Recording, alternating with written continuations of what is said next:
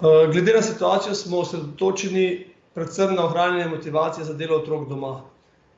Namreč delo od doma sedaj traja že več mesecev in motivacija je v upadu, vendar trenerji uporabljamo različne prijeme in metode, da to nekako ohranjamo in se pripravljamo za vrnitev na igrišča. Kot je nam znano, bo najprej v začetku dovoljena brezkontaktna vadba, tako da pripravljamo tudi protokole in pravila, kako bomo to izvajali. Se pravi, ko bomo enkrat na igrišču, pa bomo lahko začeli razmišljati tudi o nogometnih ciljih.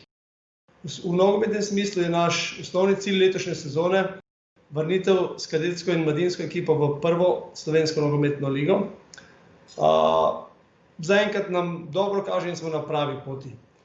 V nadaljevanju pa je naš cilj širjenje baze tako igralcev kot trenerjev in v tem trenutku bi povabil tudi vse zainteresirane igralce in trenerje, da se nam pridružijo, da nastopijo z nami v kontakt in se nam pridružijo.